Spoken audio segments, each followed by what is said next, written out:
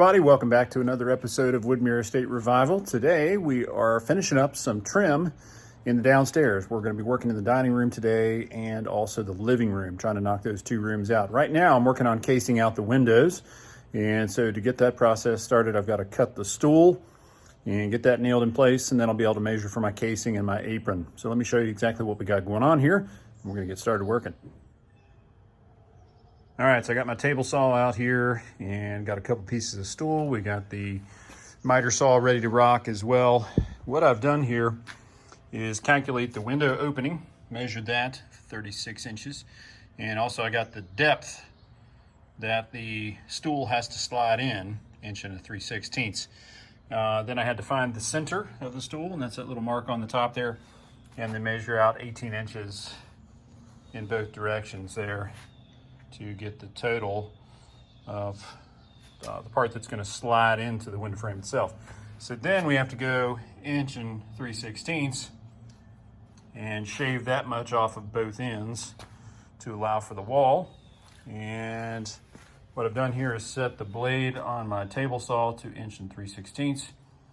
That way I'll be able to go ahead and feed this stool in and get those pieces cut off. Once I get it ripped down a little bit on the table saw, I'll take it over here to the miter saw and actually cut the pieces off the end. So let me go ahead and get those cut, and then we'll slip it in place, see if we need to take any extra little bits off to get it to fit nicely.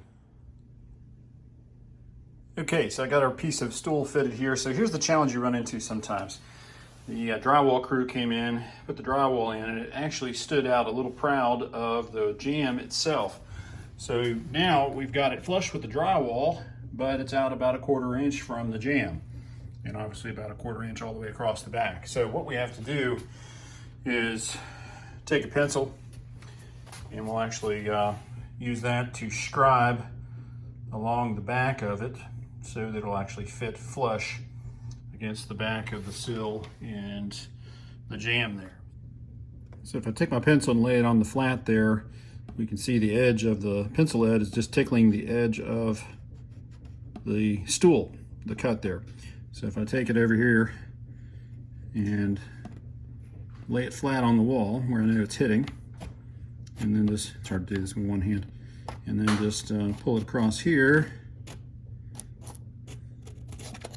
that'll show us where we would need to relieve the back of the cut there so it'll slide up flush against the drywall, and that should get us pretty tight here. So let me go make that cut, and if so, we can always take a little bit more off if it's still hitting just a little bit there. I'd rather do that than take off too much and then have a gap I got to fill in. So let me go trim that up, and we'll see what happens. All right, so our scribing worked. We were able to get it nice and tight on the drywall. It actually goes a little bit tighter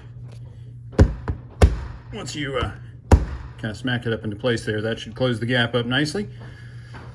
So I'll get that shoved into place. I'll go ahead and put a few nails in it. It looks good on this side too, just got to jam it up in there. But once we get a few nails in it, then we'll be able to go ahead and build our casing around that, around the top and everything. That's going to be fun too, because the contractor came back and beat the drywall down for me. So that's already done. But up at the top here, because of the way this corner comes together, I'm actually going to have to do a compound angle on this corner and this corner to make sure that the casing comes together correctly. Otherwise, you're going to have a weird gap and won't look right. So I'm going to have to do a little calculation to figure out how much of a compound angle to put on that.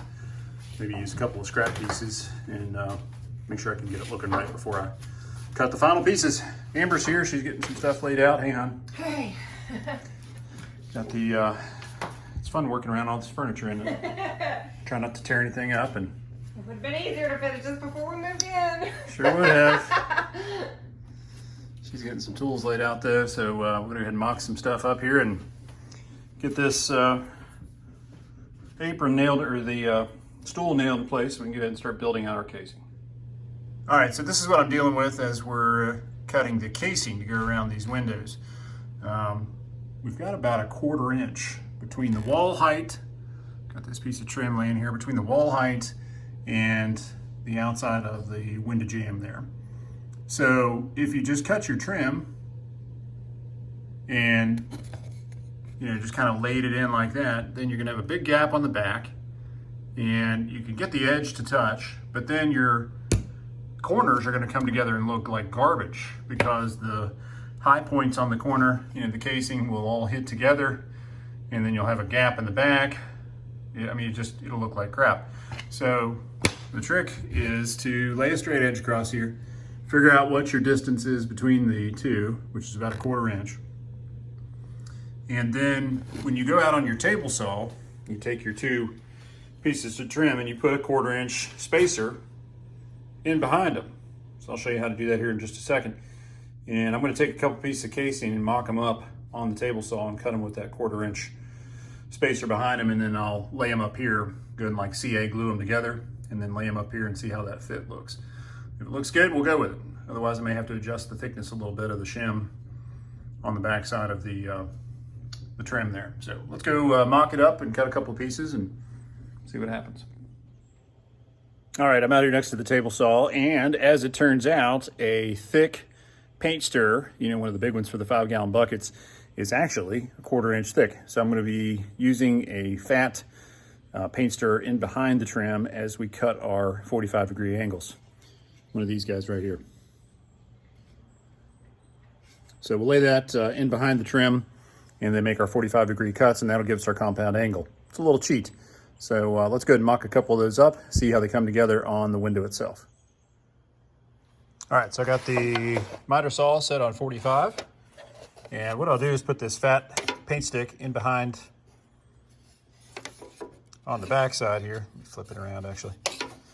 So put it right there, and then our trim, again, fun to record and everything with one hand, our trim will go like that. So it sits on the paint stirrer, and then we make our cut 45, flip the saw around, same thing on the other side. That'll give us 2 pieces that we can put up there and see what it looks like on the window.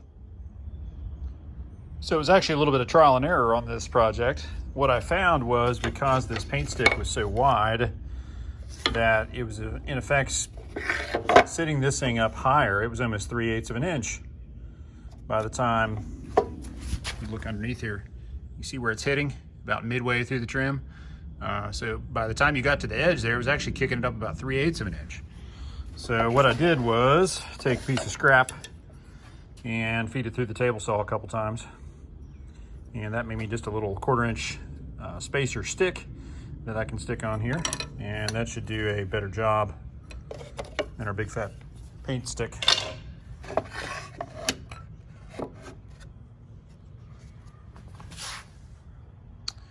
Yeah, so that's just hitting right at the very edge. That's giving us our 1/4 inch. So we'll go ahead and make our cuts now and see what that looks like. All right, so I got my 2 pieces cut. And if we take this one over here to the table saw and match it up to the other one,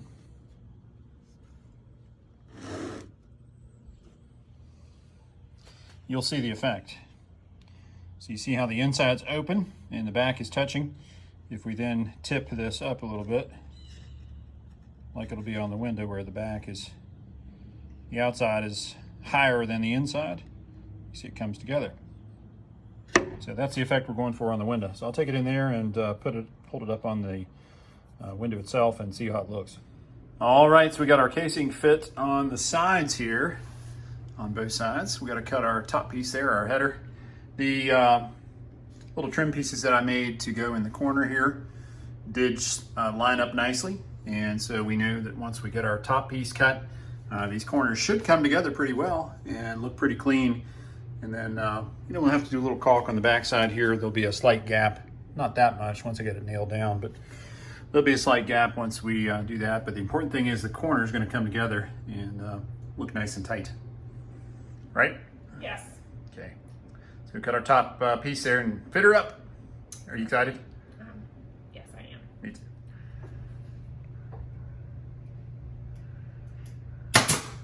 How's it fit? Very nice. Yeah. So I cut it correctly. Yeah, you nailed it. Good. Actually, you won't even let me cut anything. Nothing personal. Well, yeah, right. All right, it came together nicely. So with that little mock-up that we did, the Yeah. sort of pieces, it gave us an idea that it was going to fit pretty well. And so once we actually got it cut and put up, it's a nice tight joint. There's no gaps. Well, that does look good. Yep, if we hadn't done that, it definitely would have had a gap. Yeah. These high parts would Yeah. hit as it's turning in, and Yeah. it would shove the back apart. And Right. then this would gap, and then deeper in would gap. Yeah. It just looked like garbage. Well, it looks very, very professional. Thanks.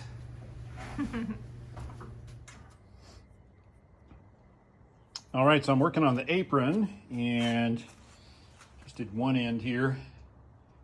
And what I'm doing is back cutting the piece, the apron piece, and then making some little end pieces, some little returns that will finish off the end. You know, some people just cut it off square. That doesn't look very good. You lose a lot of the detail. Some people kind of give it a little bevel cut, you know, try to do that way, but I think making a return really looks better than anything else. So you just back cut it on a 45, and then you make these little pieces out of some scrap, and those just go on right there. And there you keep all the detail. It takes like 5 minutes to make these, and I just glue them on with the CA glue with the accelerator. So you just hold them in place for like 5 seconds and they're on. So super simple, but man, does it make it look rich and fancy. So that's a real easy trick there for you. So I'm gonna go ahead and glue this other one in place, and then we'll take it inside and get it nailed up. All right, this window is officially trimmed out. Got the apron on, and that finished it up nicely. So we're gonna move on to window number 2. Go ahead and cut the stool for this one and follow the same process that we did before. Check the gap on the wall between that and the window jamb, bevel the cuts, get everything knocked together, and then we'll be done with the windows. Very exciting. What's next after that? Probably crown. We're gonna get started on that after this. So let me go ahead and knock this window out and we'll move on. All right, we got the stool and the casing and the apron installed on window number 2. So that does it for the windows. They look sharp. So we're gonna go ahead and finish up, clean up here just a little bit, and then get reconfigured because it's time to go ahead and start on crown. We gotta put our nailer blocks up there along the ceiling all around the room. And then we'll be ready to start cutting down some of this pile. Can't wait to get rid of some of this. It's gonna look so much better in here when we don't have massive piles. And it's gonna feel huge in here. Let's get rid of all this junk. And I can put the table out in the middle of the room, get the light hung, all that good stuff. So cannot wait to see that. But we're gonna go ahead and get wrapped up here with the window casings and start putting up some of our nailer blocks. All right, we got the first piece of crown up. What do you think, hon? Looks good. Amazing. Yeah. I would agree. So we didn't have any long enough to do the entire room. That would be one heck of a piece of crown. But we actually seamed it on the ground out there using the CA glue. So rather than trying to guess, you know, how long this little piece needs to be, once we get it up there and then kind of twist these and try to get them lined up, I actually just found it easier to take, you know, rough measurement and bevel cut this, and then went ahead and glued it together on a, right above one of our nailers. See, we got nailers right there. So went ahead and glued it together there out on the ground. Got to do a little dress up work with some sandpaper, just kind of smooth the joint out slightly, but other than that, it looks great. So now I'm gonna move on to installing the blocks across this wall, and we'll get the short wall done. And then we got to move a bunch of stuff to get the next one done, don't we, honey? Yes. Amber's over there scrubbing some silver. But yeah, making good progress. We're going to go ahead and knock this next piece out here. I'll get my blocks up, and then Amber will give me a hand again to get it measured out and get it installed. All right, so Amber is holding our little, what do we call that? Our little template. Yes. We've got corner templates so that we can kind of hold the piece in place while we're nailing it. I'm working my way across. I started over here in this corner. We used a corner template here to get that pretty much in the ballpark. And then once we got this big one up there, we were able to maneuver it. I left all but the last couple of nails out there.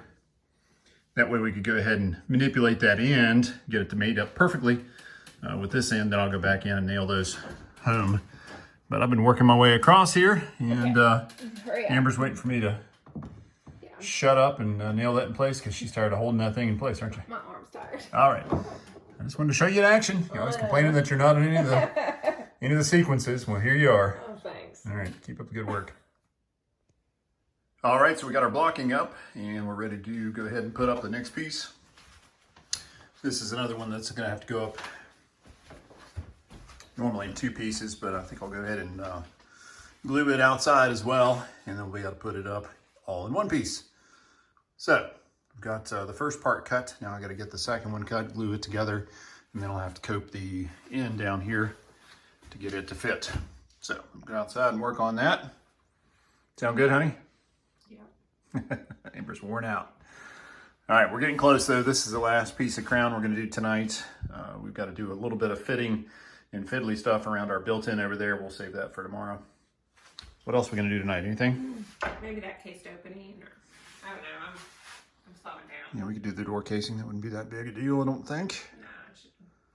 Famous last words, but yeah, maybe we can knock that up pretty quickly. Yeah. All right. All right, there you have it. We got the last piece in just now, and looks pretty good.